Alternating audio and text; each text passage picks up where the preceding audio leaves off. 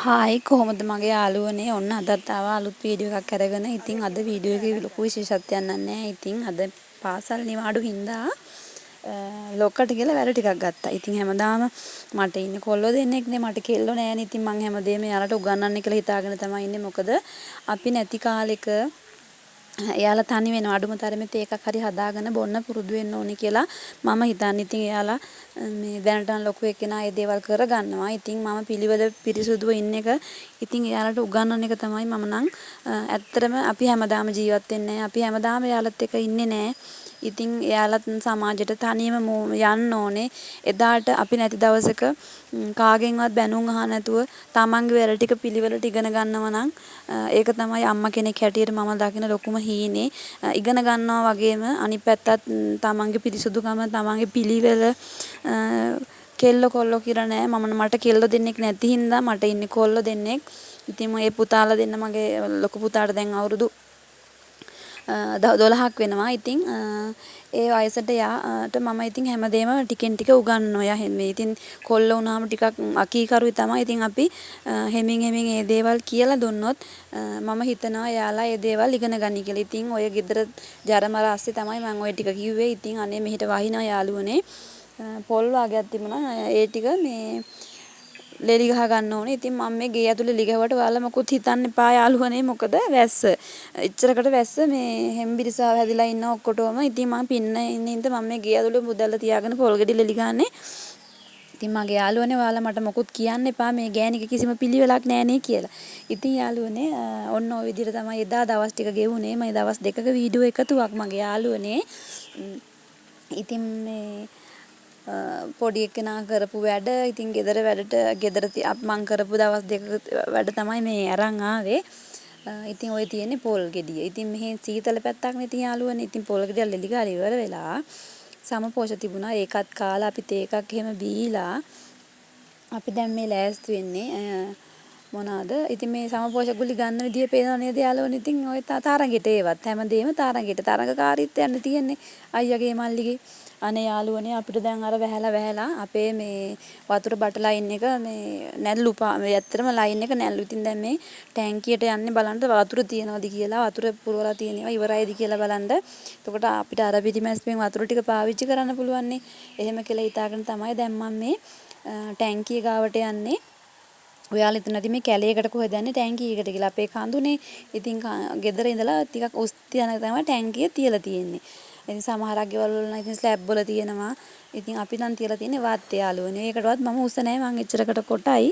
ඉතින් දැන් මේ ලොකු පුතාත් මේ කියලා පුටුවක් අරන් ආවිල්ලා මං එයාට කිව්වා බලන්න කියලා. එයා බලලා ඇවිල්ලා කියනවා අම්මේ වතුර හොඳටම අඩුයි. දැන් නම් වතුර පුරව ගන්න වෙයි කියලා. ඉතින් ඔන්න ඕක තමයි ඉතින් දැන් අපිට තියෙන ප්‍රශ්නේ.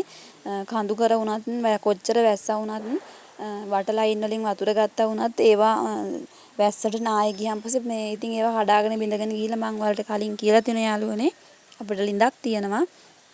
අපේ දෙන්නගේ වැඩ දන්නවද? වතුර බීපු ලිඳේ. ඒ දෙන්නව නිතර අපි ටැප් එක පාවිච්චි කරන ඉඳා ලිඳට මාළුව වගේක් ගෙනත් දාලා. ඉතින් දැන් එයාලව මරන්න බෑනේ. ඉතින් එයාලට මේ වෙන තැනක් හදලා දීලා ඕනේ ලිඳාස් කරන්න. ඉතින් අපි දැනට බොණ්ඩ ගන්නෙ නෑ. ඉතින් අනිත් දේවල් කරන්න ලිඳෙන් වතුර ගන්නවා. ওই පේන යාළුවනේ දැන් ටැංකියත් හොදන්න වෙලා වතුර එකක් පිරලා තිබ්බා. බොණ්ඩ විතරයි මේකෙන් ගත්තේ. දැන් ඒකෙත් අඩිය තියෙන්නේ. දැන් ඒකේ වතුර ටිකක් ගන්න බෑ. ඒක අස් කරන්න ඕනේ. ඉතින් ඔන්න ඕම තමයි ඉතින් සීතල ප්‍රදේශ වුණත් අපිට වතුර නැති උනේ. ඉතින් දැන් ওই පේන රොඩු.